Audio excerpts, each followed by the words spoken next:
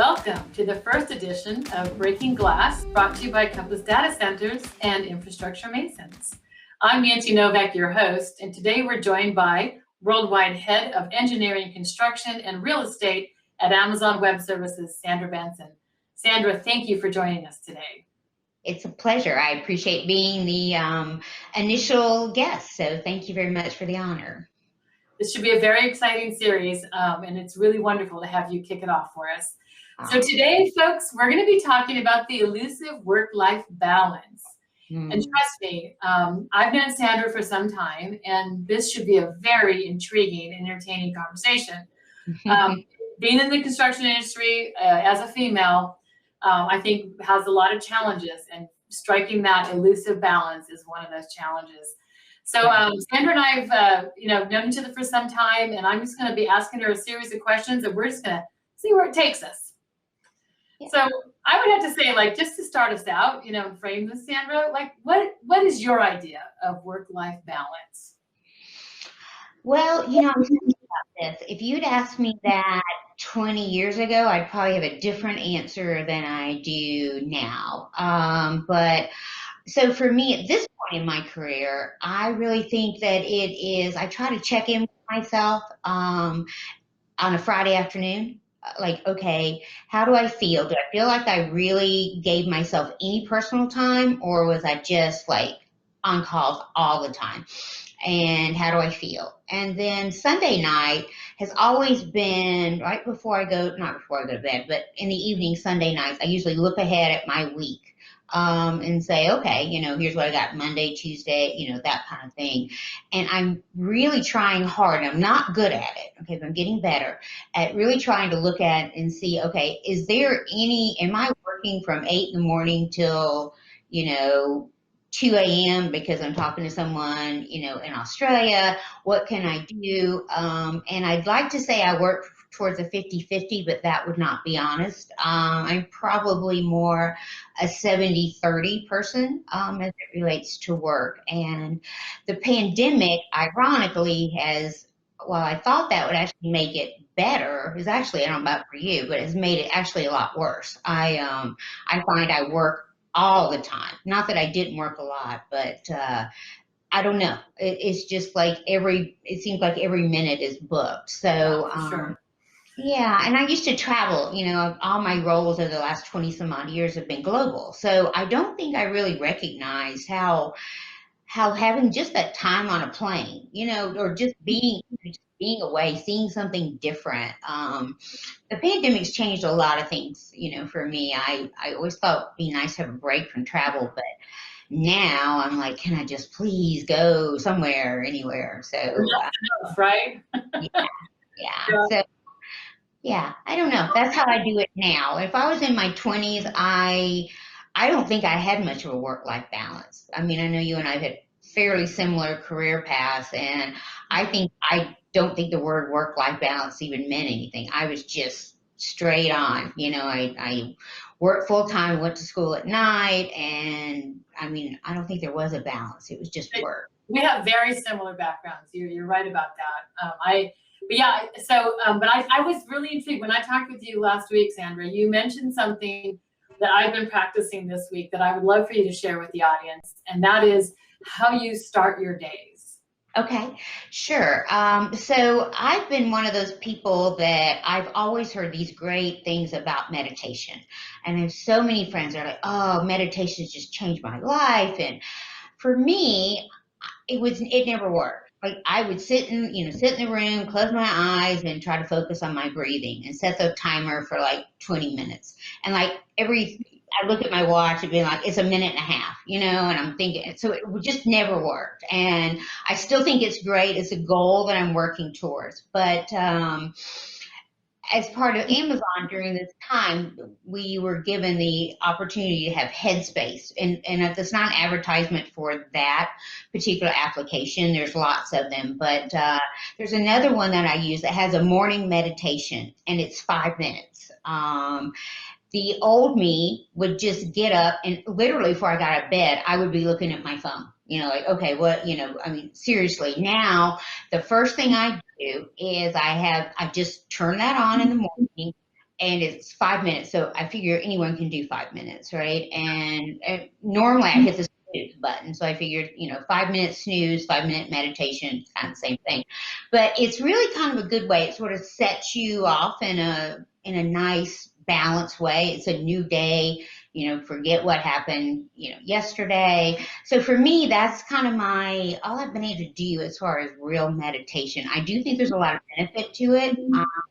5 minutes is about all I do. I think the 5 minutes is key because, like you said, it's we're always eager to get on with the day.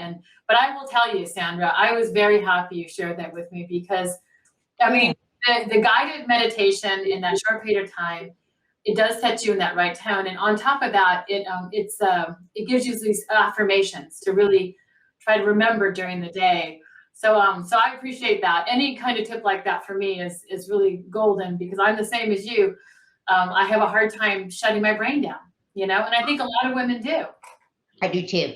I think we are, one of the things that makes us great at what we do is we are fabulous. And I think this is genetics really, but we are great at multitasking, and our brains, therefore, at least mine, is multitasking all the time. And I don't even want it to, but it's going like this all the time. So it just forces me, and it's 5 minutes. And I really don't think many people can say, okay, I don't have 5 minutes, particularly before you even wake up. So yeah, and I'm happy to share the link that I shared with you. It's just one I use. So I'm sure there's lots and lots of them out there. But yeah. Great advice. Great advice. Good. I'm glad it's working for you.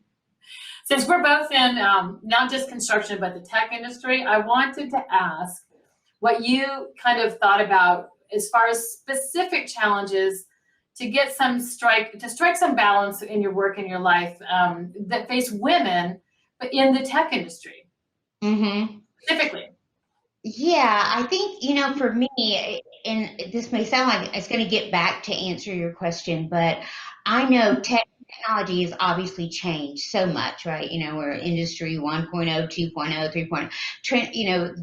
The technology is changing so much and so rapidly that I know for me, I started off, thankfully not mainframe, so not that old, but, with, the mini computers and then, client server and, all these kind of things. And I think I always felt like I had to keep up on the latest thing. I had to know what was happening. I had to be up on all the latest technology because heaven forbid somebody might ask me a question that I couldn't answer.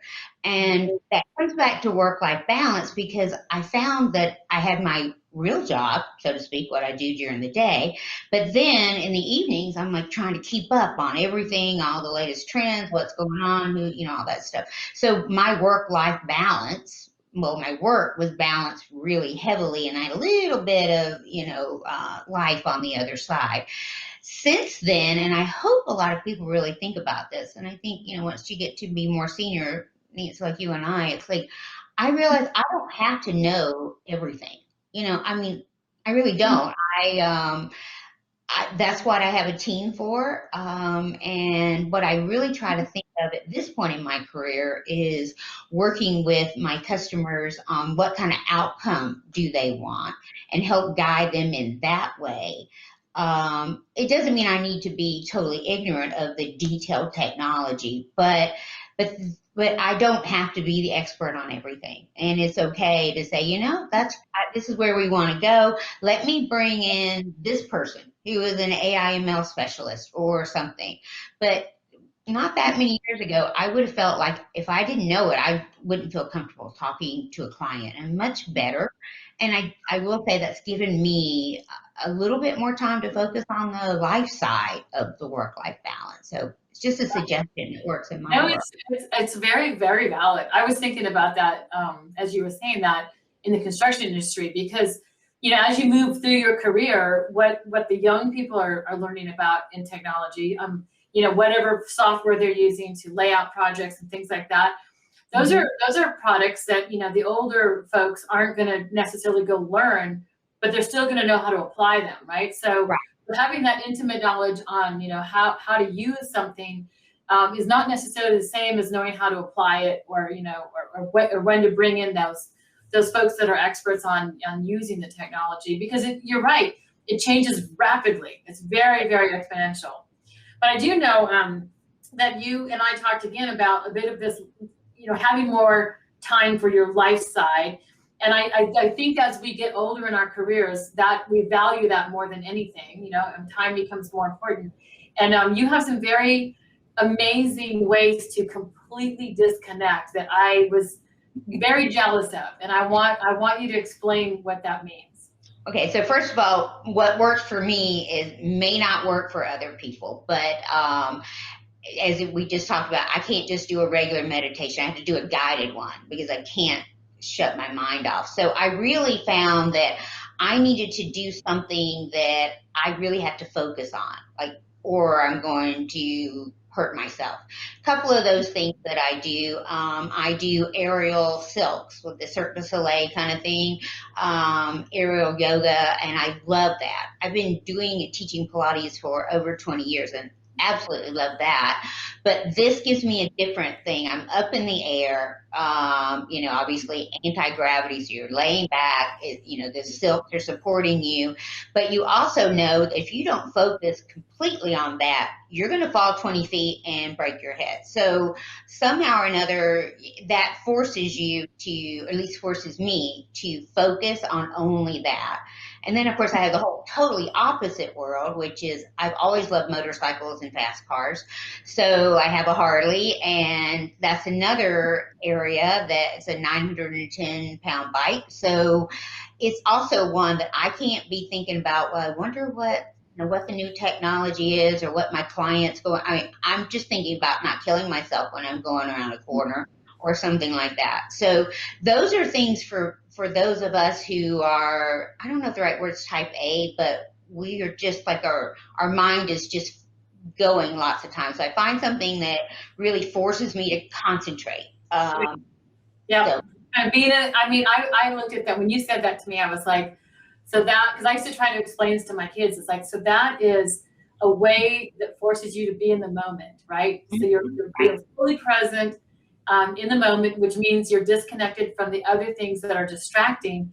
And in today's world, it's so easy, right, to always be distracted. It really is. So I think that's great advice. Even though, aerial silks might not be for everybody, there are activities out there that can force you to kind of have that ability to be able to disconnect and focus and be in the moment. I wish I would have had those examples when my kids were younger, because I remember telling them they would rush to this and that, and I was like, try to think about being in the moment. Of course, I was a terrible example of that. So, it's it was hard. I can't imagine that you were, but I know for me, it's easy to say live in the moment, but I don't. I had someone tell me once, it was really interesting. It's like looking backwards is depression and looking forward triggers anxiety. And so I tried to sort of remember that. But I'm not good at it. But something I did learn, and I really focus on it. Sometimes I get really stressed, I'm in a meeting or something's not going well, and it's really particularly hard right now. Amy's a friend of ours, we were both doing a keynote, and my internet went out in the middle of the keynote, which is, pretty challenging, right? And I was struggling, my stress level was up, and someone had taught me this, and it was like, okay, Sandra, it is Wednesday, it is 4:25, and everything's okay. Yeah. And then, it's like it's just a little reminder that, okay, and then I say that to myself. And so they're little tricks, but they're the only thing that works for me. Some people have made it gardening. But I think the other thing that's funny about aerial silks is sort of that, there's that concept of follow your bliss. Honestly, I didn't know what my bliss was. I just remember going to see Cirque du Soleil probably 10, 12 years ago and just thought, that looks so cool. I really wish I could do that. And then someone came back and said, I don't know why I couldn't do that. Let me see if I can find, So I don't think it's ever too late. I won't tell you how old I was in that case, but we'll say I was certainly over 40, and it's okay. That's awesome. Yeah. Trying new things, and that's exciting too. I think that, and you probably have met new people in that world. And so I'm sure that also is very rewarding. Yeah, it's a different world. I promise you, hanging out with people that work in the circus is totally different than people like you who work in construction and technology. I mean, their lifestyles are like, they just don't stress. And Right. I don't think I'm good enough to run away and join the circus, but it does kind of give me a different perspective. So, yeah, and I'm a people person, so I think people from all walks of life teach us things. So I think that's fantastic. I do have a question that's kind of off the chart. So, when we talk about why life balance is important, I mean, I think there's some obvious things about why this is important to us, right? But I feel like there's a difference between how we view it through our lenses as women and how men view it through their lenses. Not that it's not important to men, but I think there's just a different viewpoint. Do you agree, or what are your thoughts on that? Yeah, I do, and I think that those things are merging more. Like, I don't think it's as separate as it used to be. It's not the husband goes off and works and comes home and says, "Honey, what's for dinner?" Which, knowing me, would never work. But so I don't think it's that anymore. Sorry, but I do. I guess what I do think is that we feel so responsible. I don't think it's hard to turn off. It's somewhat like what we talked about before. But like, I don't feel like, I think there's a piece of it as little girls, we're people pleasers. And I think generally, I'm sure that's not true for all, but most women I know really kind of are.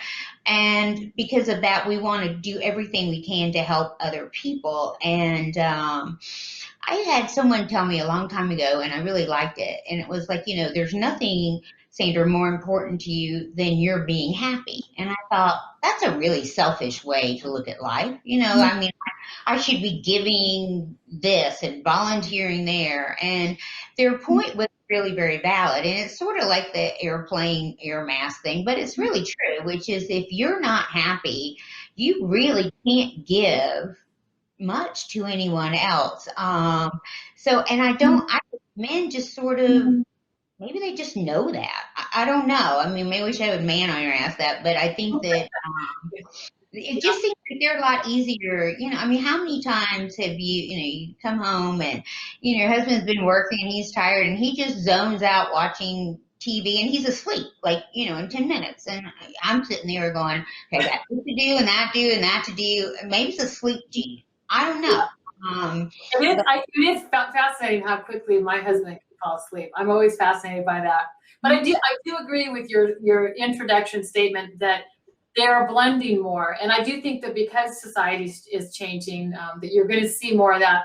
And I think it's great, because I think men want to be, at the ball games and with their kids, and and a lot of them, thank God, love to cook.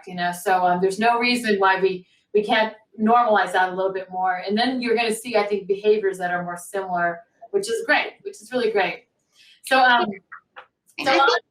I'm sorry, just one other point on that. And because I hear so much trashing of the millennials. And first of all, I don't really like that term, but you hear they're really not interested in working hard or any of that. But I don't think that necessarily. What I do think is they have a much stronger, understanding and appreciation of life.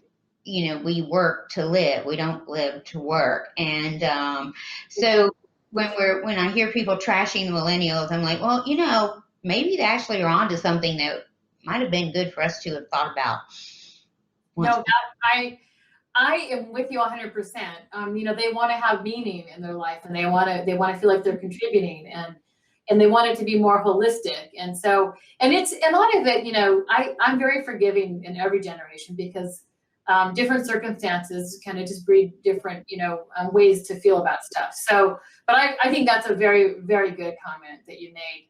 I do have a one that I am hoping is going to be a lively conversation here. And that is, when we talk about work-life balance being a priority, do you see this, like, in the business world, leading us to a more inclusive environment in both, like, the construction and the tech world?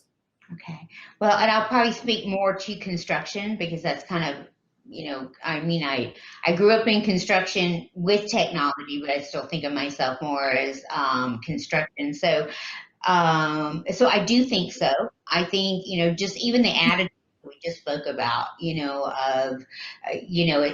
I think that work-life balance thing allows women to think that they can do pretty much anything that they want. And so I think all of that part is really good. But I can't think of many good things about the pandemic, to be honest with you. But one thing I do think is interesting is it allows people to work when they may not have been able to before, or not that they could not before the pandemic, but it's much more acceptable now. So geographic issues are sometimes a challenge, or cultural issues.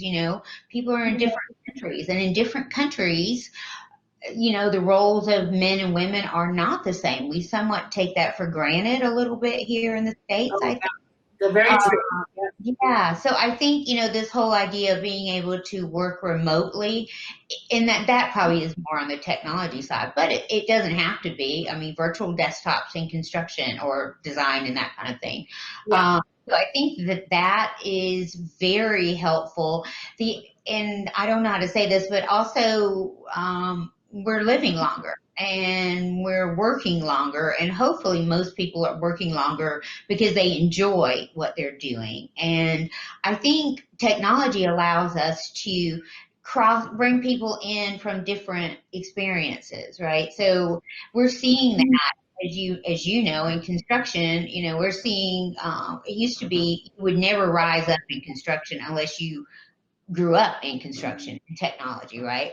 But now we're beginning to see people from other industries come into this industry and say, well, wait, why is it that way? Why does it always have to be that way? So they have a different view.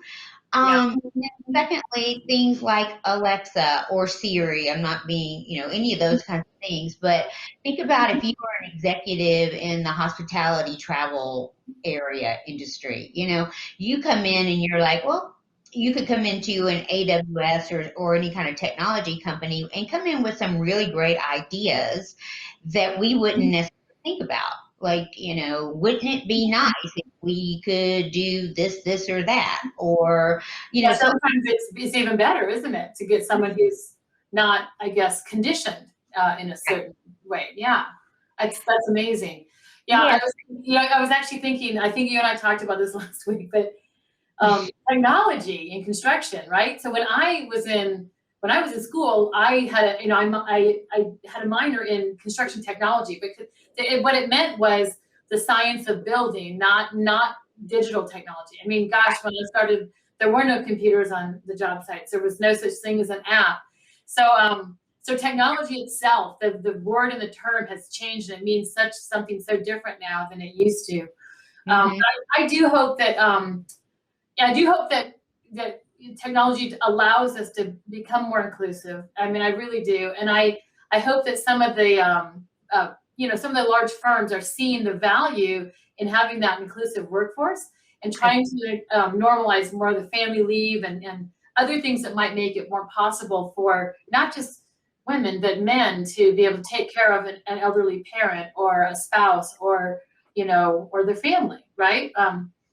Yeah, people think that it's just the people who have children, but in today's world, I mean, I can't tell you how many people that are in sort of that sandwich, where the kids are maybe just now leaving or haven't left yet, and I mean, those people are struggling, and that's a challenge. But so specifically technology and construction, which is, I know, something that's near and dear to both of our hearts. I think I was talking to Peggy one day. I called it the dusty job site. Everyone used to think of it as the dirty job site, right? But, technology is actually allowing people, autonomous vehicles and that kind of thing, to sit in a construction trailer and to move 3 or 4 dump trucks at a time. And for them, it's like playing a video game or whatever it is. So it's more productive, it's safer, and as you know, we're facing labor shortages. And I think in that case, you start seeing some more inclusivity as well. There's still perceptions we have to work on in construction. I think other areas of technology we're a lot further along, but Right. We're construction world a little behind, so. I'm hopeful. I'm a glasses half full person. I'm hopeful that it's been a few decades that we've kind of stayed status quo, Right. related to things like production, which is really why Amazon sought you out, is to become more productive, and part of doing that is being innovative, which is what I do. And to be innovative, you need all different thoughts, right? You need a diversity of thought, a diversity of experience. Diversity of background, because otherwise, you leave a lot of talent on the sidelines, and that's one of the things I find fascinating too. And this is not a question we covered, but I'm curious about it. So when I build data centers, and Amazon builds a lot of data centers, right? Data centers is one of those interesting businesses, because it's not that old compared to construction. I mean, I'm pretty sure you and I both remember when you build a building and you have a computer room in it with a crack in it, right? And the computer room was the data center for the facility. There was no enterprise data center. There was no on-prem specific data center. There was no cloud, for sure. And there definitely wasn't an edge product. Right. That's right. So I look at the tech world, and I think, they rapidly change and improve. And I'm really hopeful that we're going to be able to learn from that as a construction industry. I think so. And I think that's also where even people, and in this case, we're talking about inclusivity, whether that's women or anything else, is, some of the best, actually, this came up in the conference that you're involved with this week. But it's like, where do you find the best analytics, people, right? Because it's all about data, and we've known that for 100 years. Yeah. But no one says, you should go to the construction, sciences people necessarily. Find someone who specializes in analytics. I mean, think about your son, or any, that really specialize in analytics. And analytics for construction is still analytics. It's data, and it's giving us where we are, and hopefully predictive, and then hopefully prescriptive, right? So I think that's going to open the door, at least in our industry, a little bit more as well, where these people are just data scientists, and they can pretty much pick up and move from different industries, and to a large extent can come in with broader visions. The transferable skills are there. And I think I do agree with you. I think that is going to help us to be able to think more inclusively and bring more talent in from areas that we hadn't sought talent before. So I think that's super exciting and hopeful. So, just to kind of wrap it up, Sandra, is there anything that you want to touch on specifically, impart some words of wisdom on, not just why it's so important, but, how do you set boundaries, or how do you achieve this ideal balance? And is there such a thing as an ideal balance, I guess? Well, I think that might be the more interesting question. I honestly don't know that you really can. This is controversial, but it's what I think. I think it's incredibly hard to have a true ideal balance. I really do. I think that you can get pretty close. Do I think you can ever have 50-50? Maybe. If someone has been able to figure that out, I'd love to learn from them.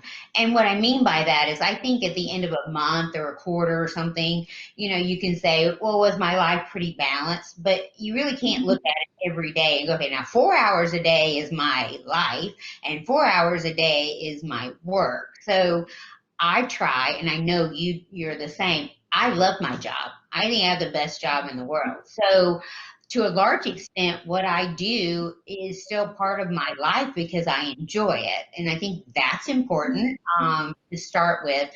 But, I don't know. I know for me, when I was a little girl, and this is horrible, but, I grew up in the South, and the South is quite different. And I had wonderful parents. And my mother used to always say, well, come on in here, honey. I'll teach you how to cook or sew a button on or whatever. And I remember being this obstinate little girl, which some people would still say I am. And I'm like, no, I am never going to cook. I'm never going to sew. I'm not going to be a housewife. I'm going to be a big executive flying around the world and, live in a big high rise in a big city. And I thought it was so interesting. Here I am that's what I do. I still don't know how to cook or sew a button on, but I've done all the other things. And I bring that up because I don't think you should get stuck in that. But I do think, and you have a daughter, and I think your son, and I don't know. For me, I had sort of a vision, I guess, as a little girl, of what I thought I wanted, and it's worked for me. But I also think that, maybe for some people, maybe they think they want to go down, maybe a different path, and they can change. I think that's the good thing about our world now. You're not pigeonholed in. You can. A little bit more flexible. Yeah, I mean, you had a self-fulfilling prophecy, basically, and I love the fact that I don't want to underestimate the fact that from the era that we both came from, to really buck the system that way was pretty amazing. And you're right. So, but having that vision that you had allowed you to fulfill your dreams. And so I think go big, go bold, and dream big like that, and be disruptive. And I think that's what you present, to the younger working generation. And I think it might be a little bit easier nowadays because it's more normal, but it's still a struggle, especially in our industry. So I feel very encouraged, and I'm hoping that the audience feels encouraged that, construction's for everybody. It is. Sandra and I have had fascinating careers. It's an industry you never stop learning in, right? No. You never stop learning. And if you're a learner and you like people, I highly recommend it. So I have to thank you because we've got such great, honestly, for me, probably for you, in the early days, I don't really felt like, I had, I don't call them mentors, but I didn't really have a lot of people that were in similar situations. So, people like you, we can sit and have a conversation. We don't even have to have questions. We can just sit and talk because we've lived it, and it's nice to have that. And I know you do a lot of work with this. I do the Women in Construction at Georgia Tech. I try to show, in this case, women, that, you can be as feminine as you want to be. You can wear pink. You can have blonde hair. You can do whatever you want to do. And those restrictions really aren't there. And I love that this is called breaking glass. I like to hope that you and I have maybe made a little cracks in the glass so that you don't have to break it, but you still got to keep knocking on it. And I hope those people out to us. That's actually what I enjoy right now more than anything. So. Yeah, no, I agree. The glass symbolizes kind of this invisible barrier that we want to make, invisible, yes, but a barrier, no.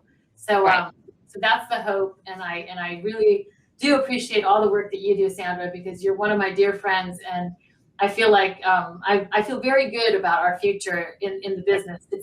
It's a great time. It's a great crossroads and a time for us to make some good, positive change.